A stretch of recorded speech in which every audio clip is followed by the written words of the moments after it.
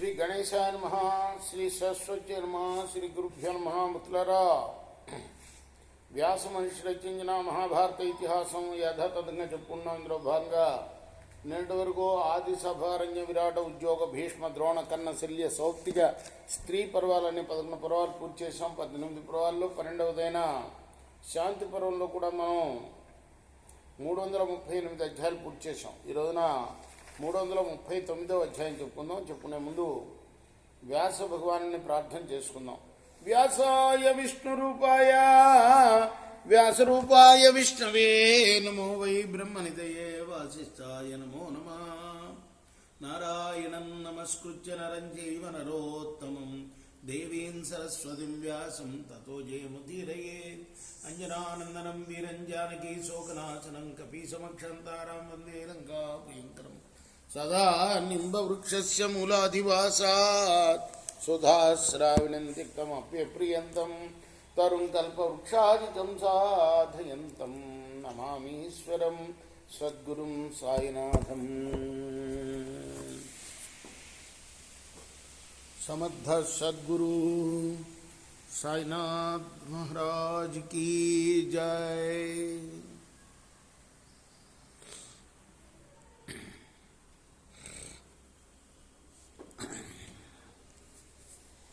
భీష్మ ఉవాచ ఏవం స్తుతః స భగవాన్ గుహ్యైతద్ధ్యైశ్చ నామభిః తం మునిం దర్శయామాస నారదం విశ్వరూపధృక్. భీష్ముల వారు చెప్తున్నారు ధర్మరాజుకి, నాయన, నారదుడు ఈ విధంగా స్తుతించగా 200 శ్లోకాలు స్తుతించాడు. ఒక అధ్యాయమే కేటాయించాడు వ్యాసుడు వారు. 338వ అధ్యాయం శేత్వద్వీపంలో స్వామి నారదుడు నారాయణుని స్తుతించాడు. అలా స్తుతించగా విశ్వరూపధారి అయిన భగవంతుడు ఆయనకి దర్శనాన్ని అనుగ్రహించాడు.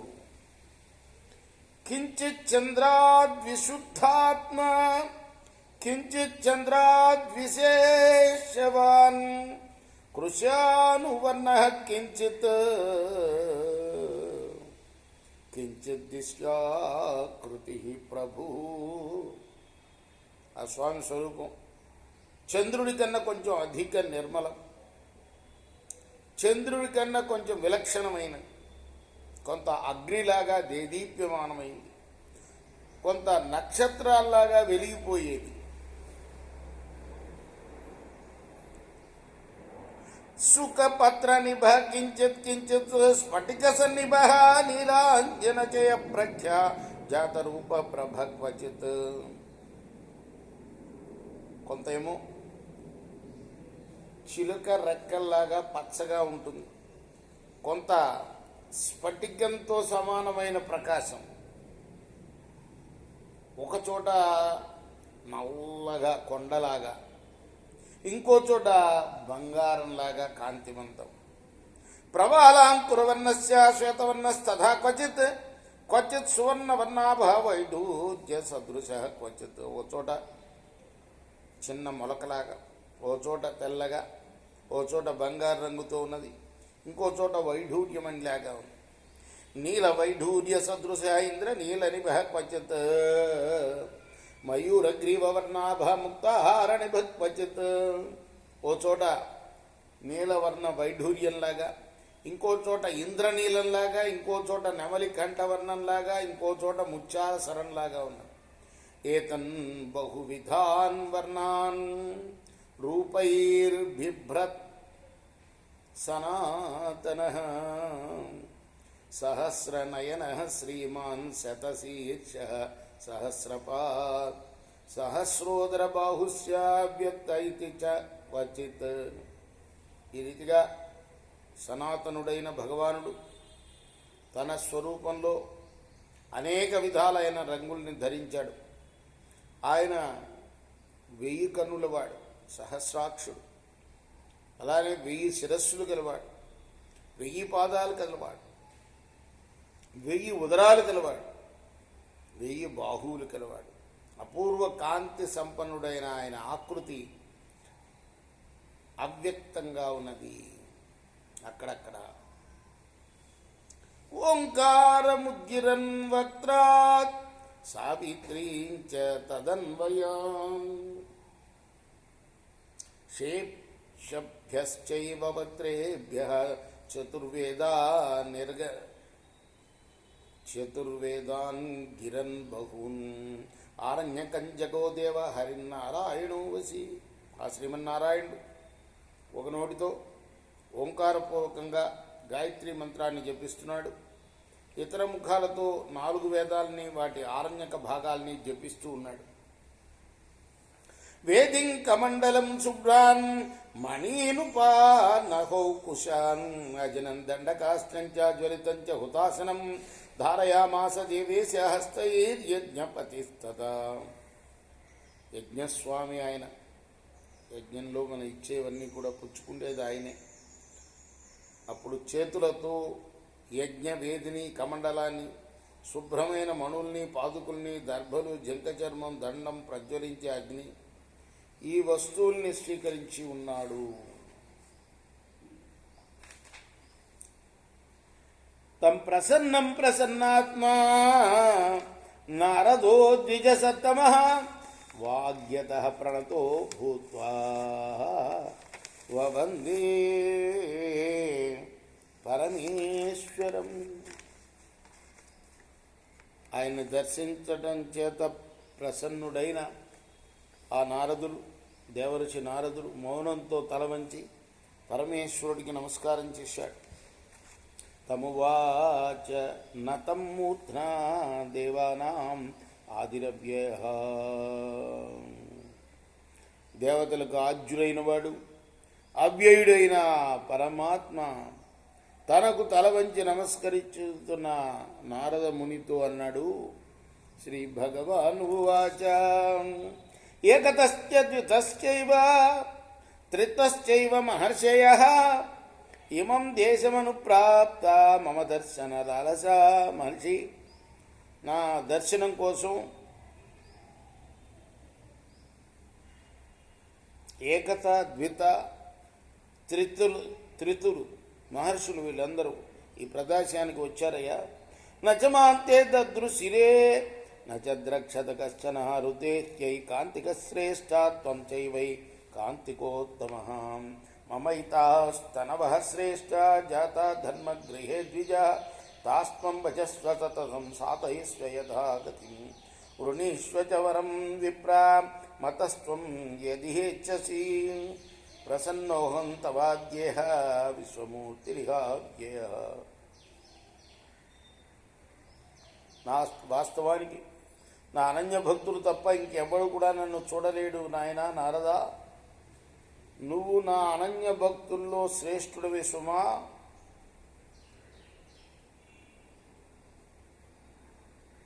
ధర్ముని గృహంలో అవతరించిన నరనారాయణాదులైన 4 సోదరులు నా స్వరూపుడే. కాబట్టి నువ్వు సర్వదా వారిని సేవించి వారి వల్ల లభించిన దాన్ని సాధన చేయి. అవ్యయుణ్ణి, విశ్వస్వరూపుణ్ణి అయిన నేను నీకు ఈనాడు ప్రసన్నున్నయ్యాను. నీకు కావలసిన వరం కోరుకో, ఇస్తాను అన్నాడు. నారద ఉవాచ అజ్జమే తపసో దేవా యమస్య నియమస్య చ సద్య ఫలమవాప్తం వై దృష్టో యద్భగవాన్ మయా. నారదుడు అన్నాడు, స్వామి, నిన్ను నేడు దర్శించడం చేత నా తపస్సు, యమ నియమాల ఫలం నాకు లభించిందయ్యా. వరయేష మమాత్యంతం దృష్టత్వం యత్ సనాతనః భగవన్ విశ్వదృక్సింహ సర్వమూర్తి మహాన్ ప్రభు. సనాతనుడవైన నువ్వు సంపూర్ణ ప్రపంచ స్రష్టవు, సింహంలాగా నిర్భయుడివి, నువ్వు స్వస్వరూపుడివి, మహనీయుడివి. నీ దర్శనమే నాకు అన్నింటికి మించిన వరం. భీష్మ ఉవాచ ఏవం సందర్శయిత్వా తు నారదం పరమేష్ఠినం ఉవాచ వచనం భూయః గచ్చ నారదమాచిరం. భీష్ముడు ధర్మరాజు చెప్తున్నాడు. ఈ ప్రకారంగా భగవంతుడు నారదుడికి దర్శనం ఇచ్చి మళ్ళీ అన్నాడు, నువ్వు ఇక్కడి నుంచి వెళ్ళవయ్యా, వెళ్ళవచ్చు ఇక అని.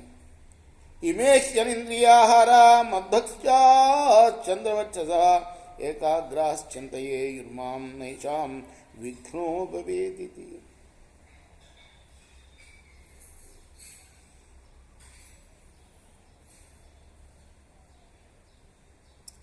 ఇంకా ఆ నారాయణుడు నారదుడితో అన్నాడు, ఇంద్రియాలు ఆహారం లేనివారు చంద్రుడిలాగా తేజోవంతులైన నా భక్తులు ఏకాగ్రచిత్తులైన నన్ను ధ్యానిస్తూ ఉంటారు. వీరి ధ్యానానికి విఘ్నం కలగకూడదు.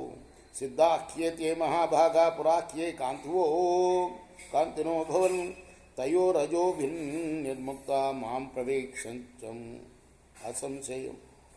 ఇక్కడే ఉండే ఈ మహాత్ములు సిద్ధపురుషులు పూర్వం కూడా వీరు అంటే ఆ శ్వేత దీపంలో ఉండేవాళ్ళన్న పూర్వం కూడా వీరు నాకు అన్యభక్తులు, తమోగుణ రజోగుణ రహితులు కాబట్టి నిస్సందేహంగా వీళ్ళు నాలో ప్రవేశిస్తారు. నదృశ్య చక్షుషాయోసౌ నస్పృశ్య స్పర్శనేవ చ నఘ్రేయశ్చైవ గంధేన రసేన చ వివర్జితః సత్వం రజస్తమశ్చైవ న గుణాస్తం భజంతి వై యస్య సర్వగతః సాక్షి లోకస్యాత్మేతి కచ్యతే భూతగ్రామ శరీరేషు నశ్యత్సు న వినశ్యతి అజో నిత్యః శాశ్వతశ్చ నిర్గుణో నిష్కలస్తదా ద్విద్వాదశేభ్యస్తత్వేభ్యః ఖ్యాతో యః పంచవింశగః పురుషో నిష్క్రియశ్చైవ జ్ఞానదృశ్యస్య గచ్చతే యం ప్రవిశ్య భవంతిహ ముక్తా వై ద్విజసత్తమా స వాసుదేవో విజ్ఞేయః పరమాత్మా సనాతనః. కంటికి కనిపించినవాడు, తాకటానికి వీలు కానివాడు, స్పృశింప వీలు కానివాడు, ముక్కులతో వాసన చూడ వీలు కానివాడు, నాలుక రుచికి అందనివాడు, సత్వరజస్తమో గుణాల ప్రభావానికి లోను కానివాడు, సర్వవ్యాపి సర్వసాక్షి సర్వజగత్తుకు ఆత్మ, సర్వప్రాణులు నశించినా నశించనివాడు, జననాదులు లేనివాడు, నిత్యుడు, సనాతనుడు, నిర్గుణుడు, నిష్కలుడు, 24 తత్వాల కంట పరమైన 25వ తత్వమైన వాడు, అంతర్యామి అయిన పురుషుడు, నిష్క్రియుడు, ధ్యానమయ నేత్రాలతోనే దర్శింపవీలైన వాడు ఆ సనాతన పరమాత్మ. ఆయన్ను ప్రవేశించి శ్రేష్ఠ ద్విజులు ముక్తులవుతారు. ఆయన్నే వాసుదేవుడు అనే పేరుతో తెలుసుకోవాలి. పశ్య దేవస్య మహాత్మ్యం మహిమానంచ నరద శుభాశుభై కర్మభిర్య నలిప్యతి కదాచన. శుభాశుభ కర్మలతో ఎప్పుడూ లిప్తులు కాని ఆ దేవదేవుని మహత్యాన్ని నారదా చూడు. సత్వం రజస్తమశ్చేతి గుణానేతాన్ ప్రత్యక్షతే ఎత్తే సర్వశరీరేషు తిష్టంతి విచరంతి చ. సత్వము, రజస్సు, తమస్సు అనే ఈ మూడింటిని గుణాలు అంటారు. ఇవి అన్ని శరీరాల్లో ఉంటాయి, సంచరిస్తాయి. ఏతాన్ గుణాంస్తు క్షేత్రజ్ఞా భుంక్తే నైభిః స భుజ్యతే. నిర్గుణో గుణభుక్చైవ గుణస్రష్ట. గుణాధిగా ఈ గుణాలని క్షేత్రజ్ఞుడు అనుభవిస్తాడు, కానీ ఈ గుణాలు ఆ క్షేత్రజ్ఞుని అనుభవించలేవు. ఆయన నిర్గుణుడు, గుణస్రష్ట, గుణభోక్త, గుణాధికుడు. జగత్ ప్రతిష్టా దేవర్షే పృథివ్యప్సు ప్రలీయతే జ్యోతిషాప ప్రలీయంతే జ్యోతిర్వాయో ప్రలీయతే. దేవర్షి నారదా, ఈ సంపూర్ణ జగత్తుకు ఆధారమైన భూమి నీటిలో లీనం అవుతుంది, తేజస్సులో జలం లీనం అవుతుంది, తేజస్సు వాయువులో లీనం అవుతుంది. ఇక వాయువునే వాయు ప్రళయం జాతి మనస్సు ఆకాశమేవచ మనోహి పరమం భూతం తదవ్యక్తే ప్రళీయతే. వాయువు కాస్త ఆకాశంలో లీనమవుతుంది. ఆకాశం ఏమవుతుంది? అది మనస్సులో లీనమవుతుంది. మనస్సు ఉత్కృష్టమైన భూతం సుమా, అది అవ్యక్తమైన ప్రకృతిలో లీనమవుతుంది. అవ్యక్తం పురుషే బ్రహ్మ నిష్క్రియే సంప్రలీయతే నాస్తి తస్మాత్ పరతర పురుషాద్వై సనాతనాత్ బ్రాహ్మణ. నారద, అవ్యక్తం నిష్క్రియుడైన పురుషునిలో లీనమవుతుంది. ఆ సనాతనుడైన పురుషుని కన్నా గొప్ప వస్తువు ఇంకోటి లేదు. నిత్యం నాస్తి జగతి భూతం స్థావర జంగమం నృత్య తమేకం పురుషం వాసుదేవం సనాతనం. ప్రపంచంలో ఏకైక సనాతన పురుషుడైన వాసుదేవుడి కన్నా ఇతరమైన చరాచర ప్రాణి సమూహం నిత్యం కాదు సుమా. సర్వభూతాత్మభూతో హి వాసుదేవో మహాబల పృథివీ వాయుర ఆకాశం ఆపో జ్యోతిశ్చ పంచమం. మహాబలుడైన వాసుదేవుడే సర్వభూతాలకు ఆత్మ. భూమి, వాయువు, ఆకాశం, నీరు, తేజస్సు అనే 5 కూడా మహాభూతాలువి. తే సమేత మహాత్మన శరీరమితి సంయుతం తదా విశదయో బ్రహ్మన్ అదృశ్యో లఘు విక్రమ. ఈ పంచభూతాలు కలిసి శరీరం అనే పేరు గలవై అవుతాయి. ఆ సమయంలో కనిపించకుండా శీఘ్రగామి అయిన చేతన దానిలో ప్రవేశిస్తుంది. అతడే జీవాత్మ అని తెలుసుకో. ఉత్పన్న ఏవ భవతి శరీరం చేస్తేన్ ప్రభు నవీనా ధాతు సంఘాతం శరీరం భవతి క్వచిత్. ఆ జీవుడు శరీరాన్ని ప్రవేశించడాన్నే పుట్టుక అంటారు. అతడే శరీరాన్ని చేష్టాయుక్తం చేస్తాడు. దాన్ని నడపడంలో ఆయనే సమర్థుడు. పంచభూతాల సముదాయం కలయకుండా ఏ శరీరం కూడా ఉండదు. నచ జీవం వినా బ్రహ్మం వాయవశ్చేష్టయంచుత స జీవ పరిసంఖ్యాత శేష సంకర్షణ ప్రభు. జీవుడు లేకుండా ప్రాణవాయువు చేష్టాయుక్తం కాలేదు. ఆ జీవునే శేషుడు లేక సంకర్షణుడు అని వ్యవహరిస్తారు. తస్మాత్ సనత్కుమారత్వం యో లభత్స్వేన కర్మణ యస్మిన్ స సర్వభూతాని ప్రళయం యాంతి సంక్షేమం స మనః సర్వభూతానాం ప్రద్యుమ్న పరిపట్యతే. ఆ సంకర్షణునితో జీవునితో తన కర్తవ్యాలైన ధ్యాన పూజాధికాలతో సనత్కుమారత్వాన్ని అంటే జీవన్ముక్తిని పొందేవాడు, సమస్త ప్రాణుల్ని లయం చేసుకునేవాడు, క్షయం చేసేవాడు, సమస్త ప్రాణుల మనోరూపుడే ప్రద్యుమ్నుడు సుమా. తస్మాత్ ప్రసూతో యః కర్త కారణం కార్యమేవచ. ఆ ప్రద్యుమ్ను నుండి ఉత్పన్నమైన తన్మాత్రాది, తన్మాత్ర అంటే అహంకారం, కర్త పరంపరా సంబంధంతో మహాభూతాలకు కారణము, మహత్వము, కార్యము అవుతాడు. మహత్తత్వం కార్యం అవుతాడు. తస్మాత్ సర్వం సంభవతి జగత్స్థావర జంగమం సోనిరుద్ధ స ఈశాన వ్యక్తం స సర్వకర్మసు. దాని నుండే సమస్త చరాచర జగత్తు ఉత్పన్నమవుతుంది. అదే అనిరుద్ధుడు, ఈశానుడు అని అంటారు. అది అన్ని పనులుగా వ్యక్తం అవుతూ ఉంటుంది. రేపు మనం 40వ శ్లోకం నుండి కొనసాగిద్దాం. కృష్ణార్పణమస్తు. సాయి కృష్ణార్పణమస్తు. స్వస్తి ప్రజాభ్య పరిపాలయంతాం న్యాయేన మార్గేణ మహిమహీష. గోబ్రాహ్మణేభ్యः శుభమస్తు. నిత్యం లోకాः సమస్తాः సుఖినో భవంతు. కృష్ణార్పణమస్తు.